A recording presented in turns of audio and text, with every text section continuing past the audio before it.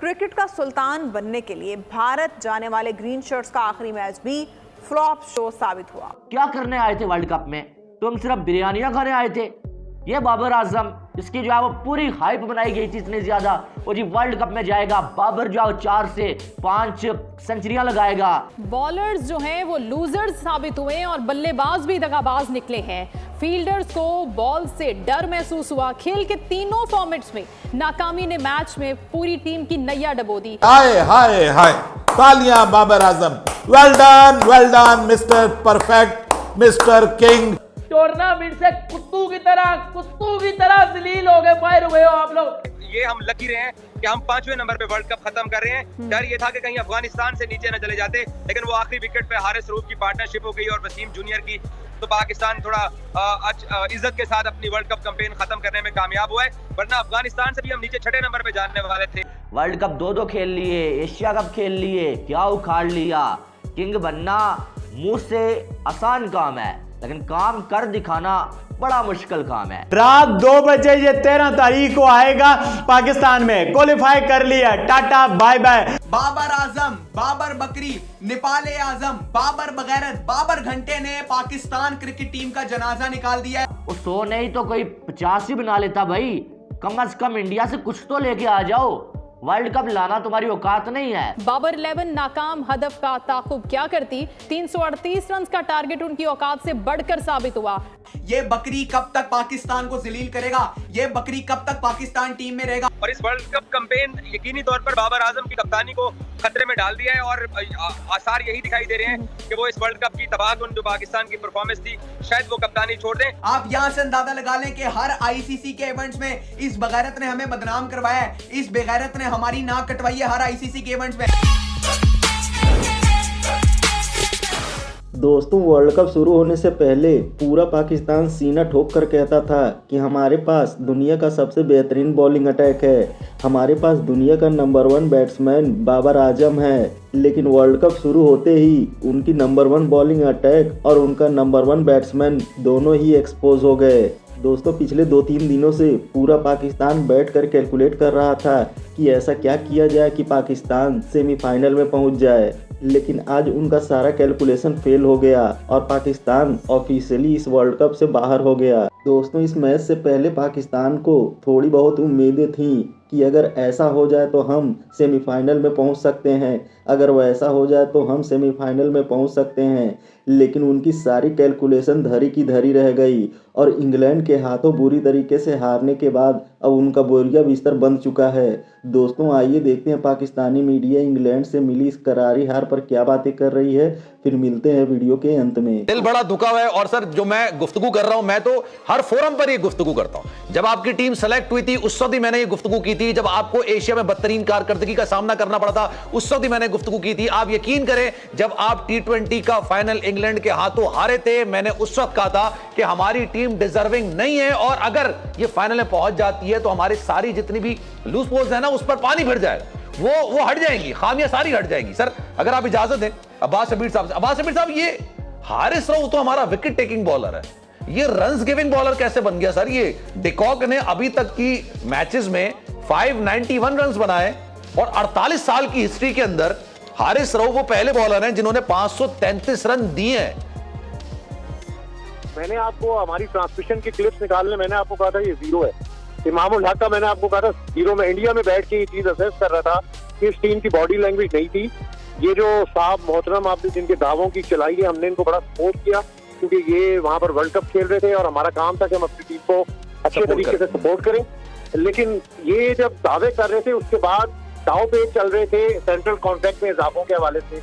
आपको पता है ना, वर्ल्ड कप में ये इशू सैलरियों का भी आ गया। इनके दिमाग ही किसी और तरफ से, वो इमाम की शादी है, उनका दिमाग मेरा ख्याल है साड़ियां ले लो, ये शॉपिंग कर लो। ये बाबर आजम भी अपनी शॉपिंग कर रहे थे।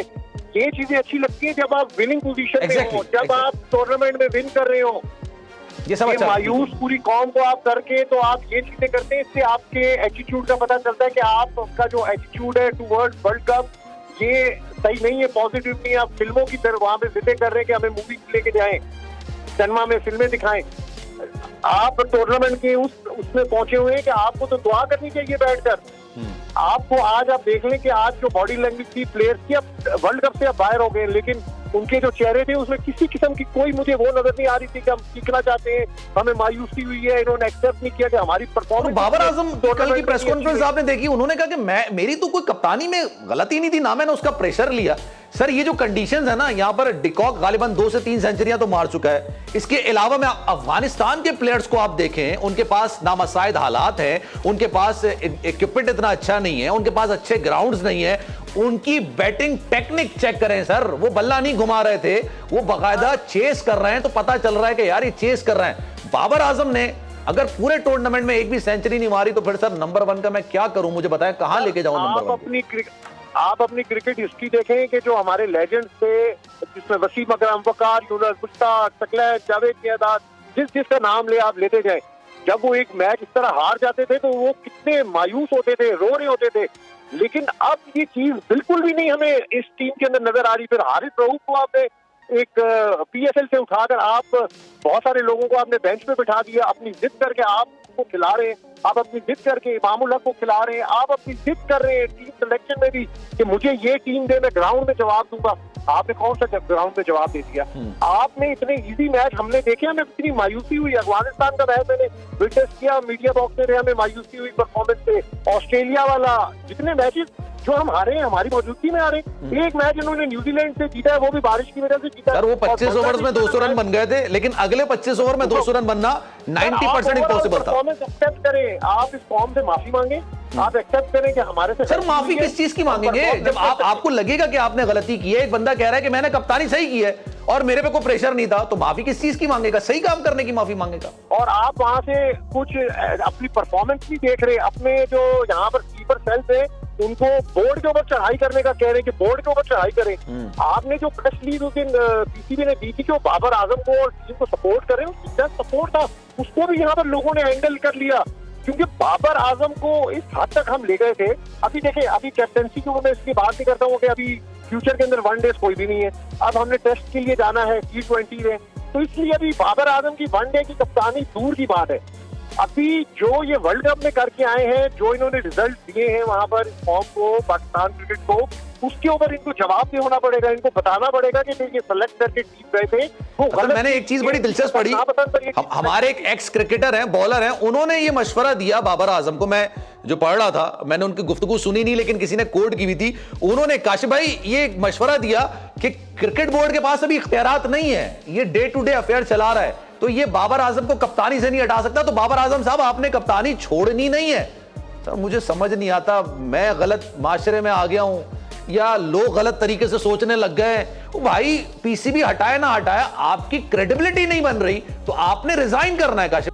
दोस्तों, जिस नंबर 1 गेंदबाजी और जिस नंबर 1 बल्लेबाज पर पूरा पाकिस्तान गुरूर करता था, इस वर्ल्ड कप में ऐसे एक्सपोज हुए हैं कि कोई भी पाकिस्तानी इनका नाम दोबारा नहीं लेगा।